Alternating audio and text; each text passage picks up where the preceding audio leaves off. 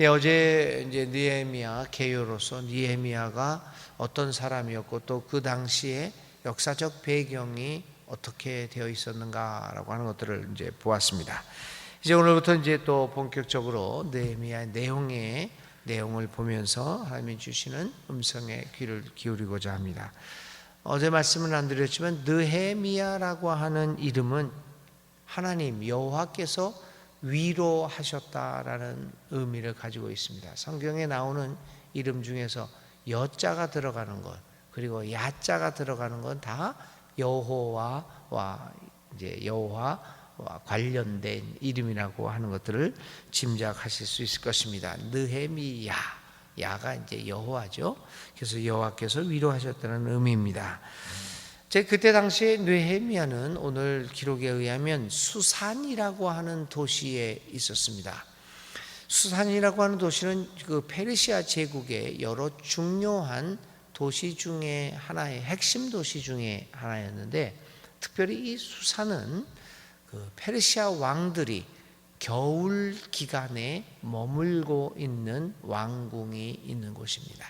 그래서 겨울 기간 동안 페르시아 왕은 이곳에서 머물면서 또 나라를 다스렸습니다. 그러니까 아마 느헤미야도 이 왕의 옆에 있는 측근으로서, 술을 맡은 관원으로서 아마 이 당시에 수산이라고 하는 겨울 휴양지에 왕과 함께 머물고 있었던 것 같습니다. 이 에스더 1장에 의하면 아수르의 왕이 에스더를 위하여 큰 잔치를 베풀었던 곳이 바로 이 수산궁이기도 하고요. 다니엘서 8장에 보면 다니엘이 환상을 본 장소로도 이 수산궁이 알려져 있습니다. 그래서 이 페르시아에서는 상당히 중요한 정치적 의미를 가지고 있는 이 지역이 수산이기도 합니다. 이 수산에 머무는 동안 한 유대인들의 팔레스타인으로부터 온 유대인들이 이 느헤미야를 찾아오게 됩니다. 그들이 왜 느헤미야를 찾아왔느냐라고 하는 방문 목적은 알려지지 않았지만 하여간 느헤미야는 그들을 통하여 고향 소식을 듣게 됩니다. 고향 사람들이 들려준 소식은 슬픈 소식이었습니다.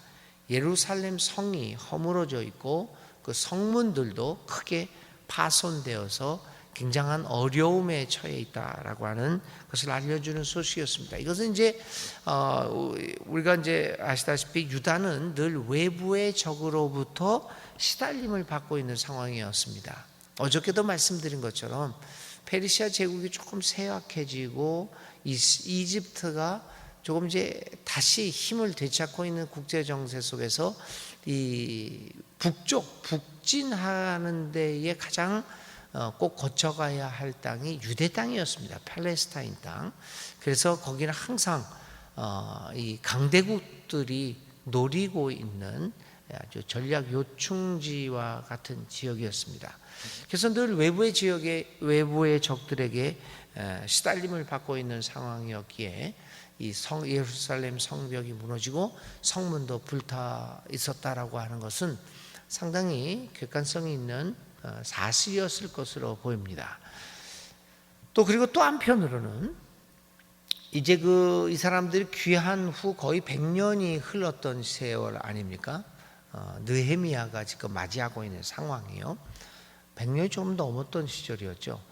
이 성벽이 무너져 있고 성이 허물어져 있고 성문들이 불타 있었다라고 하는 것은 당시 팔레스타인의 유대 사람들, 예루살렘을 중심으로 한 유대 지역이 경제적으로 굉장히 피폐해졌다라고 하는 것을 의미합니다. 그래서 나중에 이제 이 느헤미야가 예루살렘으로 돌아가서 성벽을 건축하고 또 쓰는 여러 가지 정책 중에 예를 들면 유대 사람들은 반드시 10분의 1은 예루살렘에 거주해야 된다라고 하는 그 강제 조항을 넣는 등 여러 가지 그 정책을 통해서 피폐된 경제를 회복시키는데 이제 그 느헤미야가 노력을 하게 됩니다. 이 성벽이 무너져 있고 문이 이러한 그 성문들이 불타 있다는 것은 이러한 경제적인 피폐 상황도 알려져 짐작이 됩니다.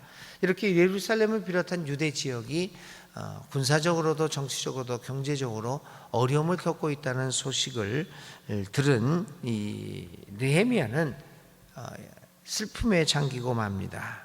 이게 실제 오늘 읽은 우리의 1절부터 4절까지에 있는 느헤미야에서 나타난 느헤미야의 심정을 표현하고 있는 기록들입니다.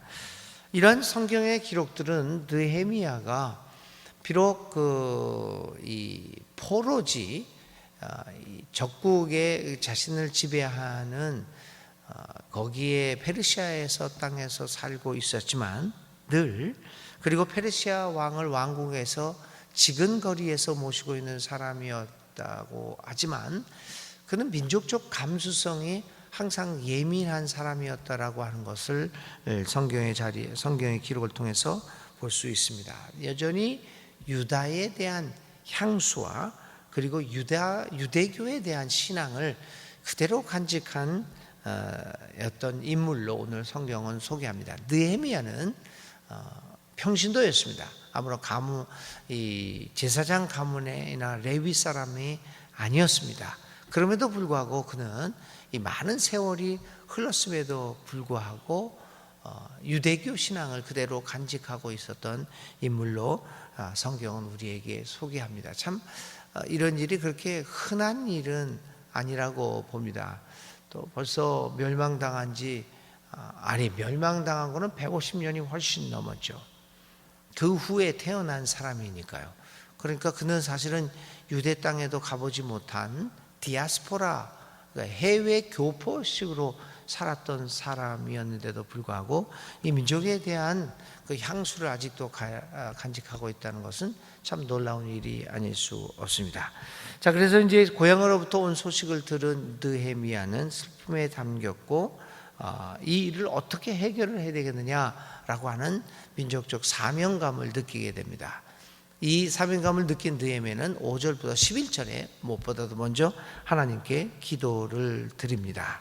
이 기도의 내용들은 아주 전형적인 유대인들의 기도입니다. 이런 것을 보면, 그러니까 느헤미야가 이 5절부터 11절까지에서 기도문에서 사용하고 있는 언어들은 신명기하고 역대기에서 나타나는 언어들과 유사합니다.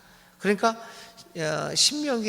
신명기라고 하는 성경에 쓰여져 있는 이 내용들, 그 언어들, 단어들을 그대로 사용하고 있는 것으로 보아서 이 느헤미야는 이 유대교 전통에 아주 조예가 깊은 사람이라는 것을 우리가 알 수 있습니다. 여러분, 우리가 기도를 할 때도요, 그저 이제 한국 교회 교인들은 이 기도문 기도에 익숙하지를 않습니다. 그래서 여기서 이제 그 주일 예배 때나 수요 예배 때 여러분들이 써서 이제 기도를 하시는데, 뭐 그냥 하시는 분도 있고 기도를 써서 하시는 분들도 있는데, 사실은 그 기도문의 내용이 어떤 거냐면 우리 오랜 기독교의 역사를 반영하는 기도를 드리지 못합니다. 그 언어들이 주변에서 쓰이는 그 단어들을 그대로 사용을 하고 있습니다. 이 이야기는 뭐냐면 이 에스라는 그 자신들의 유대교라고 하는 종교의 전통의 그 역사와 전통에 깊이 뿌리를 내리고 있는 사람입니다. 그래서 그 신앙이 거기서부터 역사와 전통으로부터 나오면서 오늘의 삶에 적용을 하고 있다는 이야기입니다. 그래서 단어들 자체가. 근데 오늘 우리들의 기도는 기독교 역사에서 나타났던 위대한 기도문들이라든지 신앙 고백문에서 나타난 용어들은 전혀 반응이 되질 않고 최근에 있는 이 사람들의 기도문, 예를 들면 어떤 장로님이, 여기 오래된 장로님이 이렇게 기도를 하는 거예요.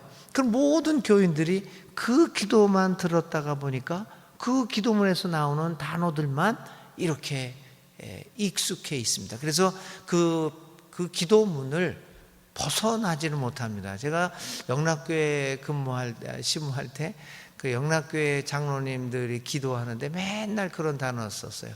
조브라한 입술로, 좁으란 입술로냐면 좁은 입술이라고 하는 이 평안도 사투리였어요. 좁으란 입술로. 그러니까 모든 사람들이 기도할 때 좁으란 입술로. 뭐 그게 그 영향은 어쩔 수 없지요. 그런 것들은 어쩔 수 없지만 우리가 기도문을 작성하거나 이러한 것을 할 때 좀 더 역사적인 기도문들을 한번 들여다보면서 그 단어들을 사용하게 되면 우리 기도들이 좀 더 풍성해지는 것을 느끼게 됩니다. 그래서 저는 교인들에게 이 기도문들, 옛 성인들이 성현이 이렇게 믿음의 위대한 선배들이 했던 기도문들을 한 번씩 책 한 권들을 사봐서 그 기도문들을 한번 익숙하게 들여다보는 것도 굉장히 중요합니다. 그 믿음이라는 것이 하늘에서 뚝 떨어지는 그것이 아니라 2000년 동안 이상을 이렇게 지나왔던 아주 역사 깊은 것이 신앙이 아닙니까? 그래서 지금 당장 요 몇십 년 사이에 보여지는 그런 현상만 볼 것이 아니라 기독교 역사에서 나타난 2000년 동안 흘러왔던 그런 문화와 역사와 전통에 대해서 이렇게 귀를 기울이는 것은 굉장히 중요합니다. 왜냐하면 우리가 갖고 있는 기독교 신앙이 단지 100년 전에 받은 신앙이 아니거든요. 우리가 20년을 믿었다 해서 20년의 신앙이 아니거든요. 2000년의 역사를 가지고 있는 아주 뿌리 깊은 신앙이기 때문에 한번 돌아보는 것 굉장히 중요합니다. 자, 느헤미야는 이렇게 역사와 전통에 깊이 뿌리를 내리고 있었기에 비록 이 포로지에서 바벨론에서 태어나고 예루살렘에서 태어나지는 않았지만 그래도 그 민족의 신앙과 민족에 대한 감수성, 사명감을 유지할 수 있었던 것입니다. 바로 이런 것들이 오늘 우리들에게 전통이라는 것이 왜 중요한가라고 하는 것들을 가르쳐주고 있는 내용들이죠. 그래서 이제 이 느헤미야는 그 이스라엘 역사의 종교의 역사와 전통에 깊이 뿌리를 내리고 있었기에 그는 평신도이면서 또 이 외국에서 태어나고 자라난 사람이었음에도 불구하고 유대교를 재건하고 이 유대 민족들을 정체성을 강화시키는 위대한 지도자가 될 수 있었습니다. 자, 기도의 내용을 잠깐 이렇게 들어보시면 먼저 그는 하나님의 이름을 부릅니다. 그런데 그 하나님의 이름을 언약의 하나님, 언약을 지키시며 은혜를 베푸시는 하나님이라고 부릅니다. 그에게 있어서 하나님은 언약의 하나님. 이 언약의 하나님이라고 부르는 것도 이 느헤미야가 얼마나 깊이 유대교 신앙에 뿌리를 내리고 있는가라고 하는 것들을 보여주고 있습니다. 하나님은 우리를 노예처럼 취급하지 아니하시고 언약, 계약을 체결할 수 있는 상대방이라고, 카운터파트라고 우리가 그런 얘기하죠. 내가 어떤 일을 하려면 나의 상대방이 있어야 됩니다. 상대방은 나하고 노예가 아닙니다. 계약을 체결하는 당사자입니다. 당사자로 우리를 보고 있다라고 하는 그 전통은 유대교의 전통이었습니다. 계약의 하나님, 그것을 그대로 반복을 합니다. 그게 이제 5절에서 느헤미야가 첫 번째 기도를 열면서 그렇게 하나님을 정의하고 있습니다. 6절부터 7절에서는 이 느헤미야가 기도하고 밝혀주고 있는 하나님은 우리의 회개와 호소에 귀를 기울이시는 하나님, 이것도 유대교의 깊은 전통에서 나타났던 하나님의 개념입니다. 지금 여러분, 느헤미야는 바벨론에서 있습니다. 바벨론에서 태어났고 바벨론에서 교육을 받고 거기서 자라왔고 지금 이 왕의 가장 측근에 있는 사람입니다. 그러니까 오히려 유대교보다는 페르시아의 종교와 문화에 더 가까워야 정상적인 사람입니다. 그런데 그가 고백하고 있는 기도의 내용을 통해서 고백하고 있는 하나님의 모습을 보십시오. 회개와 호소에 귀를 기울이시는 하나님. 페르시아에서는 그런 신을 상상할 수 없죠. 이러한 이 느헤미야의 기도의 내용을 보면서 그가 얼마나 유대교의 신앙에 뿌리를 내리고 있었고 또 그것이 그로 하여금 민족의 지도자로 자리 잡게 만들었다라고 하는 것들을 보게 됩니다. 그는 이렇게 회개와 우리의 호소를 들어주는 하나님을 부른 후에 자신들의 죄를 고백을 합니다. 그가 가장 고백했던 그 죄는 뭐냐면 하나님과의 관계를 끊었다고 하는 겁니다. 계약을 맺으시는 하나님, 그리고 우리의 호소를 들어주시는 이런 좋은 하나님, 우리를 당사자로 생각하시는 그 하나님과의 관계를 끊었다는 얘기입니다. 그것이 가장 큰 죄라고 하는 것입니다. 하나님을 메사에 인정하지 않았다는 겁니다. 그렇게 됨으로써 유대민족은 스스로 하나님의 백성이 되는 것을 포기하였다라고 하는 것을 그는 고백하고 회개하고 하나님께 기도를 드립니다. 그게 이제 6절, 7절이죠. 8절부터 이제 9절까지에서는 또 다른 하나님을 이제 소개를 합니다. 기억하시는 하나님입니다. 여기서 느헤미야에서 여러 가지 중요한 단어들이 나오는데 그 중에 하나가 이 기억하시는 하나님입니다. 우리를 기억하여 주십시오. 기억하여 주십시오. 8절과 9절을 계속해서 기억해 달라고 하는 그 단어가 반복이 됩니다. 느헤미야에서 가장 중요한 이 기억해 주십시오라고 하는 단어를 오늘 우리들이 기억해야 합니다. 오늘도 우리도 하나님께 나를 기억해 주십시오라는 기도를 드릴 수 있습니다. 왜냐하면 하나님은 신실하신 분이요 우리와 맺은 계약을 잊어버리지 아니하시는 분이시기 때문입니다. 그래서 오늘도 우리도 하나님께 기억해 주십시오라고 하는 기도를 드릴 수 있습니다. 기억해 주십시오. 만일 하나님이 우리를 기억하고 계시지 않는다면 우리는 얼마나 비참한 사람이 되겠습니까? 그러나 그 반면에 만일 하나님이 우리를 기억해 주시고 있다고 한다면 삶의 어떠한 상황도 우리를 절망으로 몰고 갈 수는 없을 것입니다. 오늘 이 아침에 느헤미야 기도를 통하여 다시 한번 오늘도 하나님이 우리를 기억하고 계심을 또 다시 한번 고백하고 우리도 하나님을 기억해야 할 것입니다. 10절부터 11절에는 또 간구를 들어주시는 하나님을 이제 느헤미야는 얘기하고 있습니다.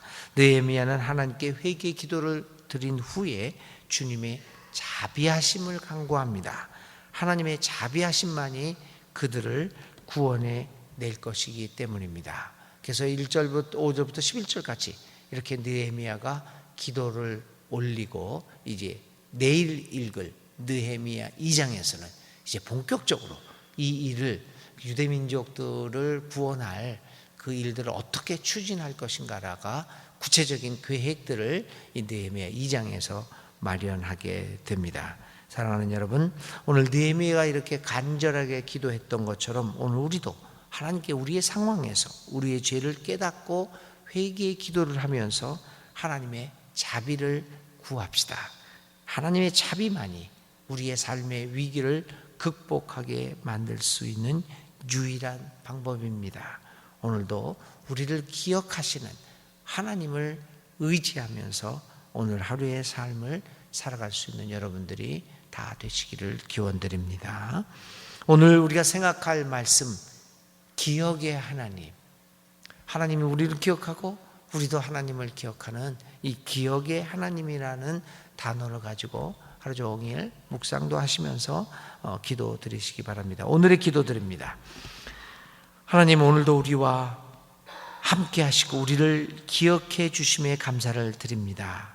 우리를 혼자 내버려 두지 아니하시고 우리를 기억하시면서 함께 하시는 하나님의 사랑을 우리도 기억합니다. 주님의 사랑의 기억을 가지고 오늘도 우리의 삶에서 용감하게 살아갈 수 있음에 감사를 드립니다. 주님이 우리를 늘 기억하고 계시듯이 우리도 주님과 맺은 약속을 기억하면서 오늘 하루도 주님을 따르겠습니다. 주님, 우리들과 함께하여 주옵소서. 예수님의 이름으로 기도를 드립니다. 아멘. 오늘의 실천입니다. 기억하시는 하나님을 기억하시면서 내가 주님과 최근에 맺은 약속이 무엇인가를 생각해보고 그 약속을 기억하고 그 약속이 있다면 그 약속을 오늘 실천해 보시기를 바랍니다. 주님 가르쳐 주신 기도드립니다. 하늘에 계신 우리 아버지 이름을 거룩하게 하시며 아버지의 나라가 오게 하시며 아버지의 뜻이 하늘에서와 같이 이 땅에서도 이루어지게 하소서. 오늘 우리에게 일용할 양식을 주시고 우리가 우리에게 잘못한 사람을 용서하여 준 것 같이 우리 죄를 용서하여 주시고 우리를 시험에 빠지지 않게 하시고 악에서 구하소서. 나라와 권능과 영광이 영원히 아버지의 것입니다. 아멘. 오늘도 하나님 앞에 간절히 기도드릴 때 주께서 우리를 기억하시고 우리의 기도를 들어주십니다.